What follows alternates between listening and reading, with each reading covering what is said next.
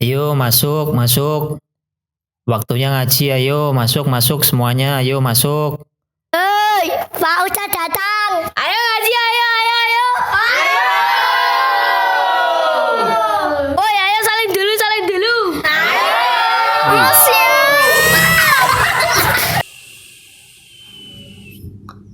Assalamualaikum warahmatullahi wabarakatuh. Pada pembahasan kali ini, Jendela Tanya akan membahas mengenai mad arid lis sukun. Sebelum kita ke pembahasan, akan kami jelaskan bahwasanya mad arid lis sukun adalah salah satu bagian dari mad far'i yang disebabkan karena bertemu waqaf.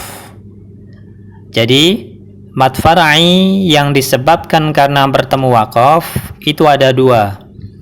Yang pertama adalah mad arid lis sukun. Yang kedua adalah mad lin. Dan pada pertemuan kali ini kami akan membahas mengenai mad arid lis sukun. Apa itu mad arid lis sukun? Secara bahasa, mad artinya panjang. Arid artinya bertemu. Lis sukun artinya karena sukun atau mati. Sedangkan menurut istilah, mad arid lis sukun adalah setelah mad atau setelah huruf mad terdapat huruf sukun yang diwaqafkan. Bagaimana proses terjadinya mad arid lis sukun? Jadi kapan ada huruf mad, yaitu wawu, alif, dan ya, bertemu dengan huruf hijaiyah yang harokatnya sukun, dan sukunnya karena diwaqafkan, dan posisinya bisa di akhir ayat atau di akhir bacaan. Kalau ada proses seperti itu, maka dinamakan sebagai mad arid lis sukun dan akan dikenakan hukum mad arid lis sukun. Kemudian ada beberapa syarat mengenai huruf mad dalam proses terjadinya mad arid lis sukun. Yang pertama, sebelum huruf mad alif harus ada huruf berharokat fathah. Jadi kalau alif itu gandengannya fathah. Yang kedua, sebelum huruf mad ya harus ada huruf yang berharokat kasroh. Jadi ya itu gandengannya dengan kasroh. Yang ketiga, sebelum huruf mad wawu harus ada huruf yang berharokat dhammah. Jadi wawu gandengannya dhammah. Nanti akan mudah ketika kita menuju ke contoh. Berikutnya adalah bagaimana cara membaca mad arid lis sukun, yaitu dengan cara dibaca panjang 2 harokat atau 4 harokat atau 6 harokat. Jadi ada 3 model bacaan. Bisa dibaca 2 harokat, atau bisa dibaca panjang 2 harokat, bisa dibaca panjang 4 harokat, dan bisa dibaca panjang 6 harokat. Untuk lebih mudahnya, mari kita langsung ke contoh. Contoh yang pertama adalah contoh di akhir ayat. Minan nar. Jadi huruf madnya adalah alif yang berwarna merah.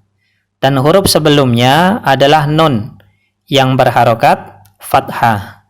Jadi alif gandengannya dengan fathah.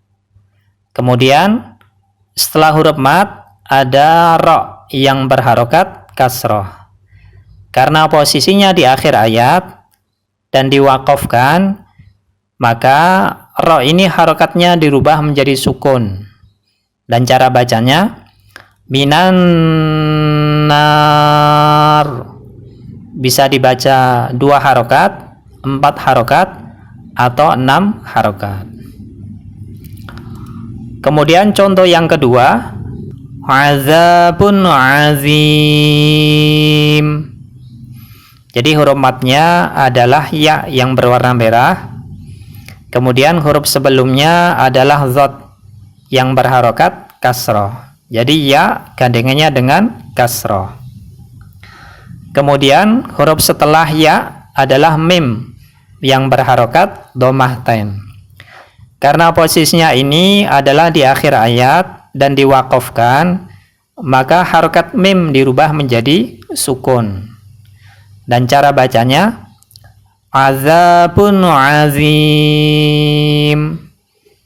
Dibaca panjang 2 harokat atau 4 harokat atau 6 harokat. Kemudian contoh yang ketiga adalah humul muflihun. Jadi huruf matnya adalah wawu yang berwarna merah. Kemudian huruf sebelumnya adalah ha yang berharokat dhammah. Jadi wawu gandengannya dengan dhammah. Dan huruf setelahnya adalah nun yang berharokat fathah. Karena posisinya adalah di akhir ayat dan diwaqafkan, maka harokat nun dirubah menjadi dhammah. Dan cara bacanya humul muflihun. Dibaca panjang 2 harokat, 4 harokat atau 6 harokat. Kemudian contoh berikutnya adalah contoh mad arid lisukun di akhir bacaan. Yang pertama adalah tukadziban. Jadi huruf matnya adalah alif. Jadi kalau diurai aslinya seperti ini. Tapi kalau di Al-Quran alifnya itu dirubah menjadi harokat panjang. Jadi huruf matnya adalah alif yang berwarna merah. Huruf sebelumnya adalah mbak yang harokatnya fathah. Jadi alif gandengannya dengan fathah. Dan huruf setelah alif adalah nun yang berharokat kasroh. Karena posisinya di akhir bacaan dan diwaqafkan, maka nun harokatnya dirubah menjadi dhammah. Dan cara bacanya tukadziban.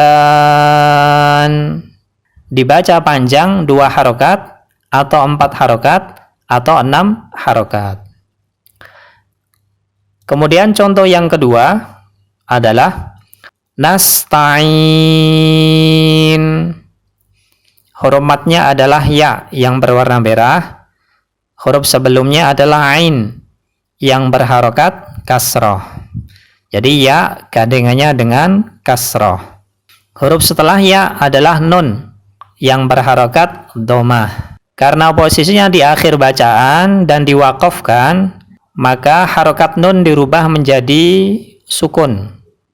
Dan cara bacanya nasta'in. Dibaca panjang 2 harokat atau 4 harokat atau 6 harokat. Kemudian contoh yang ketiga adalah ta'lamun. Huruf matnya adalah wawu yang berwarna merah. Huruf sebelumnya adalah mim yang berharokat dhammah. Jadi wawu gandengannya dengan dhammah. Dan huruf setelahnya atau huruf setelah wawu adalah nun yang berharokat fathah. Karena posisinya di akhir bacaan dan diwaqafkan, maka harokat nun dirubah menjadi sukun. Dan cara bacanya ta'lamun. Dibaca panjang 2 harokat atau 4 harokat atau 6 harokat. Demikianlah tadi penjelasan kami mengenai mad arid lis-sukun. Mudah-mudahan dapat difahami, dimengerti, serta diamalkan ketika membaca Al-Quran. Sekian dari kami. Wassalamualaikum warahmatullahi wabarakatuh.